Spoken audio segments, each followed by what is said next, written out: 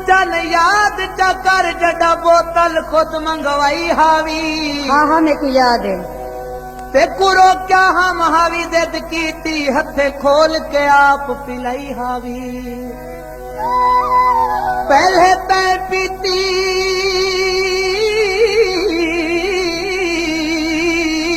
पिछे मैं पीती।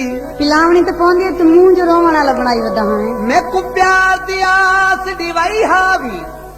ओ वक्त वसीर को यादे चन जड़ा कढ़ तस्वीर दिखाई हावी। अच्छा देरे गाजी वाली गाल दसेंदा तू। हाँ हाँ डेरा गाजी खाली गाल भूल गई। वो पत्थर बाजार बोतल पींदे पैसे तो तू एक कड़छा जी आ गया वड्डी वड्डी मुच्छां से देखो याद है। हाँ जरा 17 बल्ले पटके दे चढ़ाई बधाई।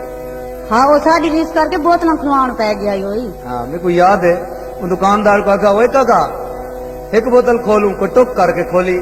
ओ भाई खोल तू खोली तीजी चौथी पंजवी जब डांगी ते गया दुकानदार वो आखा काका परे घेन वाली नहीं या पीवनी। वो आखे काका मैं तो फाके दा शौकीन आ फाके खड़ा सुनदा ते बड़ा मजा आंदा पे जोड़ी भी इतना खड़ी है। तेक बोतल ताऊ पिलवाई हामी। मुंह दे मुच्छे तू डर गई हो तू बोतल दा शौकीन हावे खुद खोल के बोतल आई हामी। वक्त बड़ा गमगीन हावे। अच्छा तेरे रुसन दा हाई अंदाज अजब मल घिनदा यार जमीन हावे।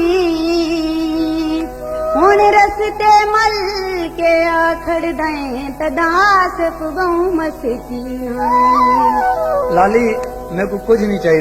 क्या चाहिए भैया तेकी? सबूत आला तू दरफ डेचा वफा दा मंगदा मैं हरफ डेचा। नकाब रुख तू हटा के काशी में पूजियारत दा शर्फ डेचा। क्यों दे आचा आसिफ जी कालो कौन है जिन्हें हाथ पे छाप पा के तो सड़क पार करेंदा? तू ये भी देख के दे वो तो एक बीमार छुए रही सोदी को हाथ पा के पार लगा। अच्छा एक तीर नाल दू शिकार। किवें एक तो हुस्न दी इबादत ते दूजा नेकी। देख ये तो थीवना तिया लेकिन तू क्या दिठी। तू चंगे कम्मां दी कर आदत काशी ते दी है सोहनी आदत। हसीन लोकां दा है पुजारी हुसन परस्ती भी है इबादत।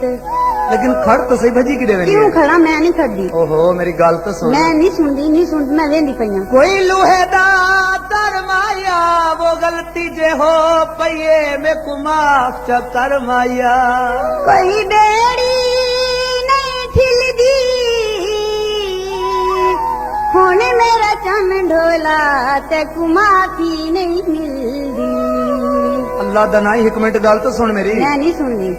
लेकिन अगर तू ही गल नाराज है जो कल मैं कुछ सड़क पार लंघा है तो मैं कहीं न लंघे सा